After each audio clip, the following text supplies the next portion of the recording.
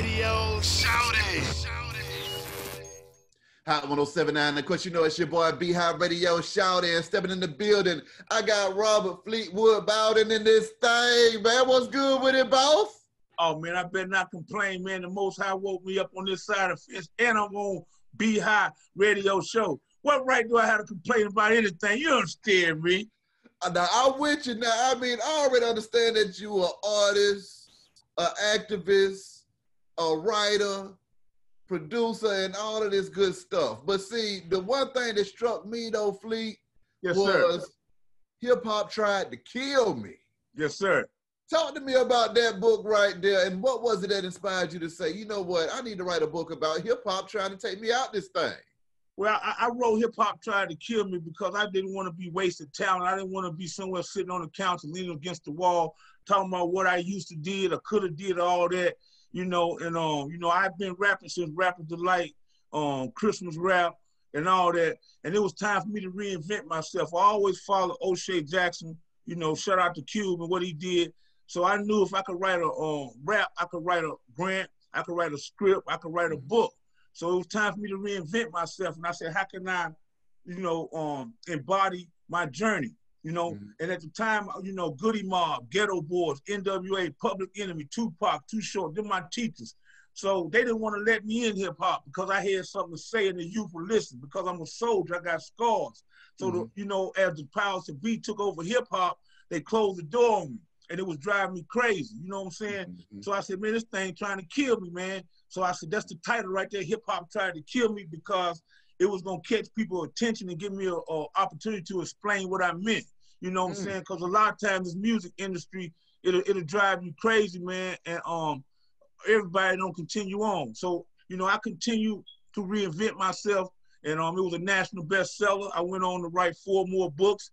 And I'm pushing, baby. So after the books, I came with the films, and here I am on Be Hot. What was going through your mind, though, Fleetwood, when you looked up and you had a national bestseller on deck, though? I knew then that my pen was vicious. I knew my pen bleed heavy. You know what I'm saying? I knew I had a gift that God had given me, and the only way I could maintain it was to give it to the people. And it was very important that I did the Too Short E40 self-published it, so then I could do workshops and share my gift of how to come with it grassroots. So now I do workshops. I got a page on Facebook, learn how to write a book. You know, I teach people, I give them the gift. Everybody got a story, that depends on how you tell it. You can tell it in front of people through a book, film, music, whatever. So, you know, my whole thing has been always to be independent. You know, that's what E40, Too Short, JT taught us. And it was very important that I own my own publishing company. I own the rights to everything. I got my own film company, my own label. I'm the CEO of my nonprofit. You know, they ain't got nothing but some distribution coming from me. That's all. Now, I mean, coming across the likes of Harry O and people of that magnitude in the game, can you talk about, you know, crossing paths with different folks and your interactions with them? Well, you know, it's all divine order. It already was written. You know, this is what God had planned for me, the Most High. You know, he took me through a lot of tests so I could have a testimony. You know what I'm saying? I got a long list of people I can add, you know, add on. Harry O, like my big brother. I met him in the Feds. I'm like 21 years old. I had just left Lil D from Oakland in the Feds. And we was in the TV room one day.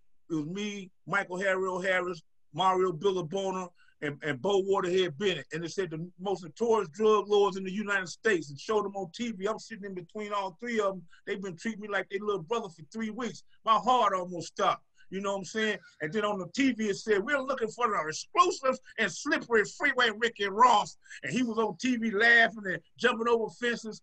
And lo and behold, 4 years later, I'm on the streets of San Francisco in my hood, the Tenderloin, me and Freeway Rick Ross selling books when he first got out. You feel me? He appreciated my hustle. You know what I'm saying? So Michael Harry O'Harris is my big brother. You know, I love him more than peanut butter ever loved jelly. And, you know, it goes on. Lenny Williams, like my uncle, great R&B singer. My other uncle, Hamp Bubba Banks, managed Slide and Family Stone whole career. Chaz Williams, Black Hen out of New York. Ray, rest in peace, good friend of mine, JoJo Capone, up out of Chicago, Big U, LA. Man, the list goes on H-Town, Wicked Cricket, the UGK family, all them is family members. I remember I grew up in Greensboro, North Carolina, and San Francisco. I had a TV show called The Dirty Dirty, in 2000. And at the time, Trilogy was out with their hit record, and the Youngbloods had their massive hit. Mark Twain was their manager.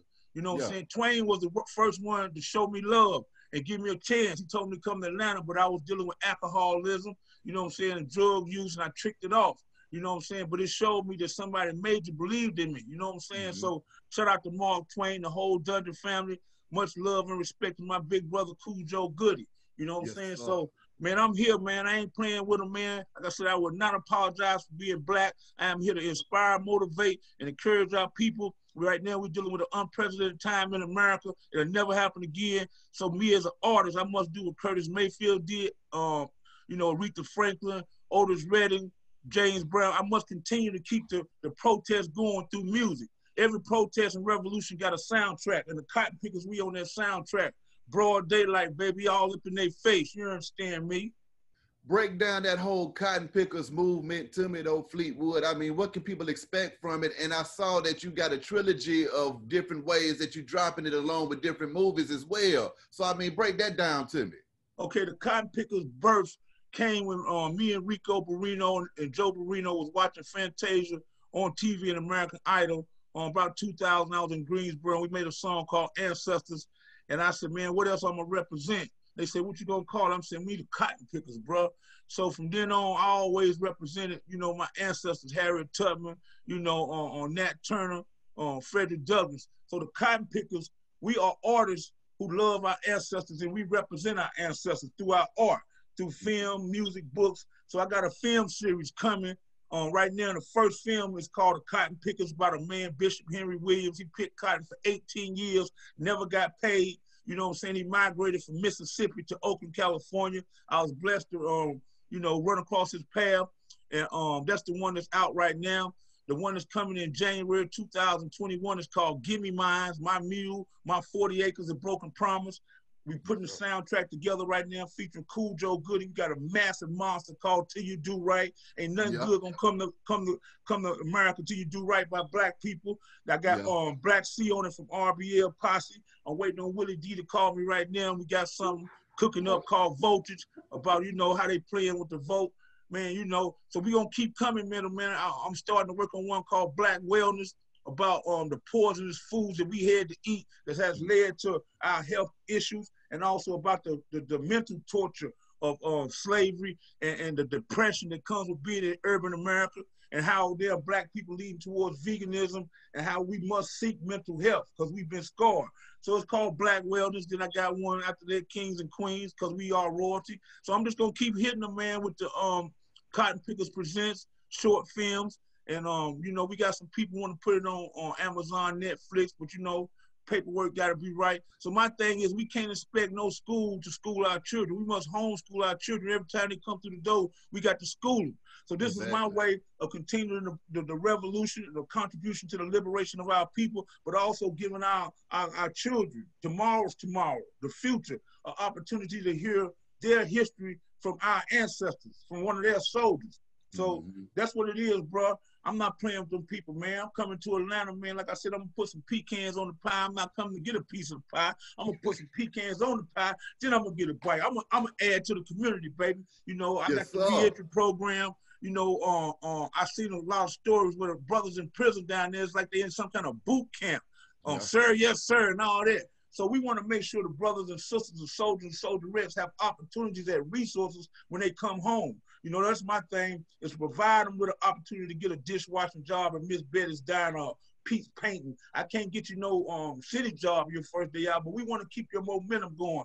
You know, our thing is we are signed on the road of redemption. You feel me? You got 72 hours usually whether or not you're going to go back to what you was doing. So we want to keep that momentum going. You feel me? So that's what I've been doing for 20 years, and that's what I'm bringing to the ATL surrounding areas, man.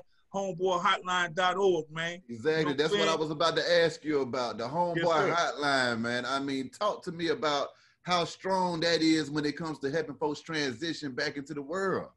Man, you know, if you type in reentry or ex-offenders on the internet, it's going to pop up. I've been doing it for 20 years through God's grace and His mercy through the Most High. I got out of jail many times. I wanted to change, you know, And man, I got frustrated. I couldn't find nobody wanted to help me. Then they sent me to them little training programs to sign a piece of paper so they can keep getting their grant money. But then I done went to this thing for 6 weeks, and I'm using toilet paper at the old girl house. I'm eating an extra bowl of cereal, and she's like, when you gonna get a job? And all the promises I made, them letters to my little cousin and my mom and all them, man, I can't fulfill it. So now I'm ashamed, I'm frustrated. I go back to the block, I go back to addiction. So my thing is to give somebody an opportunity. You know, our motto is oatmeal is better than no meal. A dude gave me a job, man, at a shelter. Or shout out to Mr. Willie Hall at 39 Field Drop-In Center. I went in there and I said, sir, I need a job to try to keep from robbing somebody who got a job. I just got out of prison, straight up. I'm trying to help myself. Can you help me? He said, slow down, son. I'm going to help you. He gave me a job as a janitor. I walked up out of there in tears in my eyes because I knew my life was about to change. And at that point, I said, man, I'm going to find me some more Willie Halls. I'm going to find me some more people that's going to help people like this. So I started getting in touch with people who had their own, you know, that was contractors, painters, detail shops. And then I got all the resources I could for transitional housing, support groups, help get your record expunged, help get that child support that compiled on you, job readiness, will teach you computer skills. So my thing was I got the 501c3. I went on the radio and ran my mouth. Lawyers helped me get my articles of incorporation and bylaws, but I didn't want their money because I didn't want them to pull the rug out from up under me, and then my program ain't no good. So I built a website. I knew I could maintain that website and information rule the nation. So all we do, we update the information every 3 months. Shout out to my president, Lindsay. She does a great job. And that's what we do, man. So anybody out there listening or watching, if you have a compassion to help somebody when they come home, if you ever been behind them walls, man, you're in a position to help somebody, man, ain't nobody gonna help us unless we help us. So that's what it is, man. Get in touch with me, man. Homeboyhotline.org. Follow us on Instagram at Homeboy Hotline. And yeah, man, everybody that did something wrong, just everybody ain't got caught, man. You know, so you know. Question though, Fleet. Yes, sir. We spoke about mental wellness early on, man. How did you keep your mind right doing 16 years in the Fed? Man, reading, bro. Reading and staying close to them elders in there. I used to read, you know, it's crazy because I've been a rebel all my life. You know, my mom was a country girl. My daddy was a heroin kingpin in Oakland. I never had no respect for authority. Never. You feel me? So, like many of brothers and sisters that's rebels, when they go inside them walls, they embrace the discipline and structure because either you do or you stay in your cell for them 23 hours. So a lot of times we at our best, skin clear, we doing push-ups, we read and all that, but when we get out, we go straight. So my thing was, you know, to develop a program in there where I could feed my muscle, like Cujo say, that muscle between your shoulders. That's right. I had to right. feed that. I read every Donald Goins, every Iceberg Slim book, but I also read the autobiography of Malcolm X. That's you right. know what I'm saying? I read books on the mind. So, you know, I would read, I would do push-ups, you know what I'm saying? I eat that little food. And, you know, that was my routine. You know, one day turned into a week turned into a month. You know what I'm saying? So, you know, my whole thing was I was mad at the white man at first. Then I was mad at the girls who stopped writing. Then I was mad at the homies who wouldn't send me no money. About the 4th year, I had to look in the mirror and take accountability. It was me who made the choices that led to my consequences. The community didn't owe me nothing, bro. I owed the community because I was a vulture. You know what I'm saying? So I tell everybody, man, ain't nothing gonna change until you change. Nothing will change until you change. So, you know, I was on my mental and spiritual exercise when I was in there. And finally, I got out 1996, October 16th. And I ain't look back. I go back to penitentiaries and juveniles all the time, but it's voluntarily. You know what I mean? Yeah, yeah. Now, during your time in there, when you coming across folks like Harry O, what is the conversations like with them guys when y'all sitting in the feds just, you know, kicking it, I guess? Well, you know, they can smell freedom on me. I only had a year. And Michael's like, look here, little homie, because he black like me. When I first went in, I seen a real dark-skinned dude with a gold chain on and gold rim glass. I said, damn, what kind of pin is this? Every time he moved, they'll move out the way. You know what I'm saying? I said, oh, man. So I was playing ball with Bo Waterhead Benny. He had just got caught with 100 keys in his trunk in L.A. You feel me? I'm playing ball. I shook him. And then Mike came out there. And he was like, hey, man, I got my money on Lil Black. So then after I beat Bo, he came up to me, he said, man, I got you, man. What you need? Where you from? I said, man, I'm from the Bay, homie, but I don't need nothing. He said, no, it ain't like that. So then he took me to the side and he was asking me how much time I got. I told him a year. I stole some off a Navy base. He said, bro, he said, one thing you got, man, that a lot of people ain't got is opportunity and freedom again. He said, don't never let nobody jeopardize your freedom or your freedom. Then I told him I rap. He told me to read as much as I could. My vocabulary would be vicious.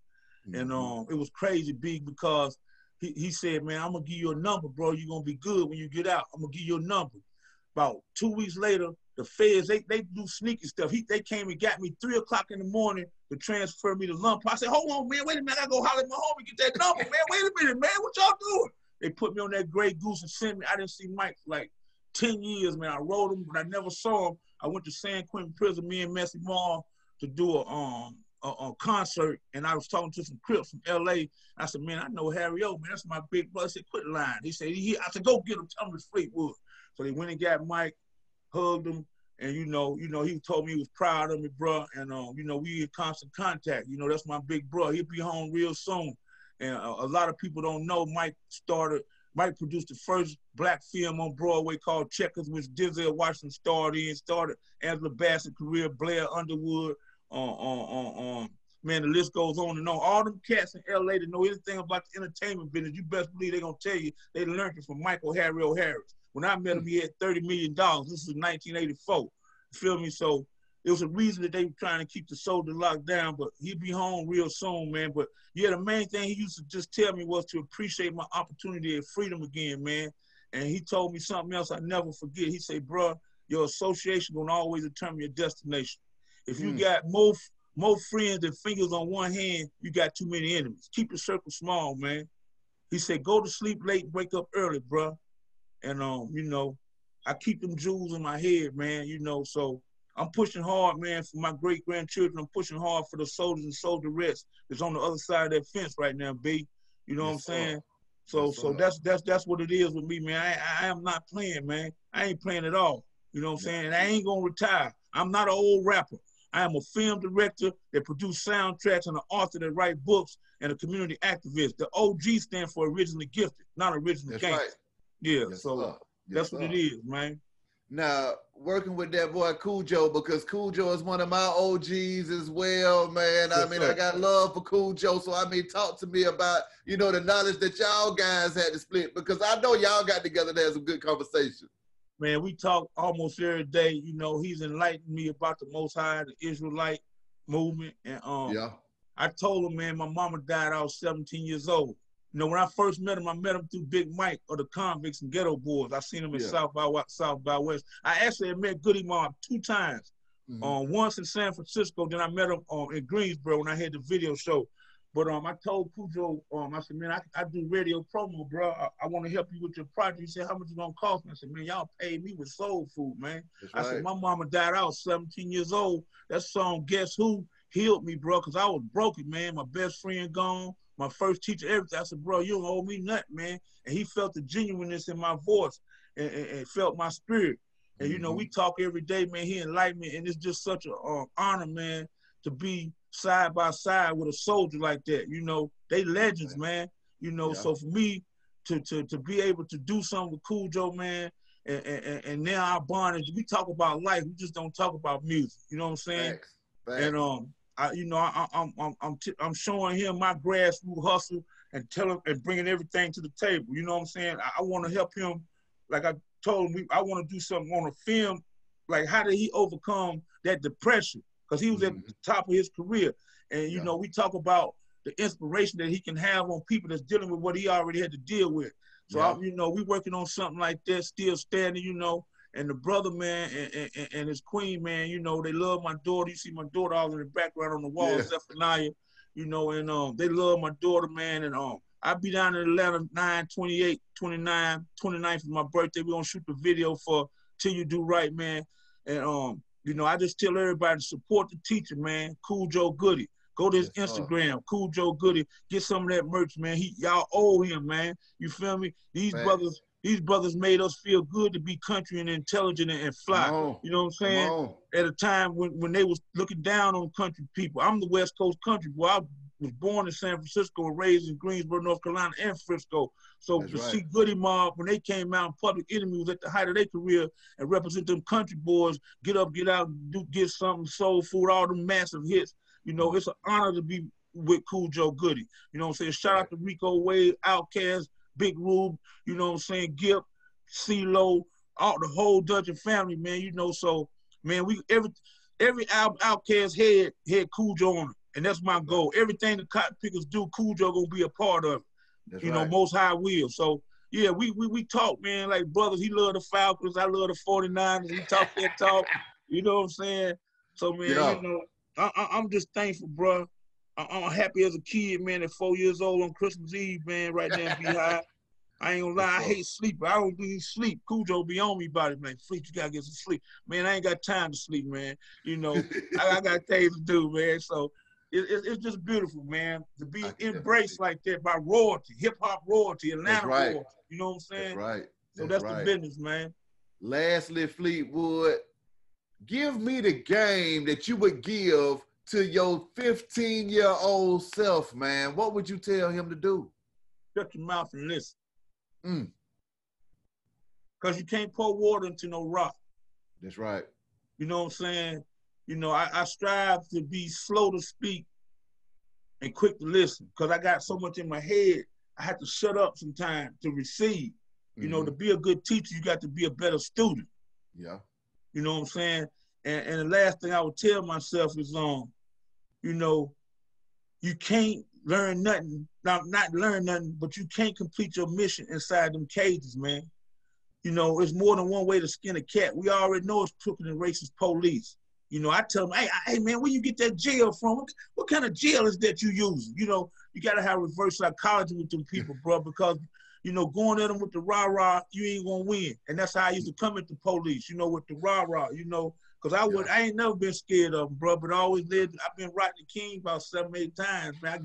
I still on them, pack them. I get mine in, and then they'll stomp me like a grape. You feel me? I'm in the bullpen, eye beaten, lip swole all up. You know what I'm saying? I got scars on my head.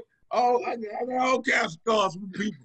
But you know, that's all right though. Soldier gets scars. So the main thing I would tell myself is to listen, man, and be slow to speak and understand your worth when you are in a society. You know what I'm saying? And I just like to say this right quick. Salute to all the youngsters out there with this new music.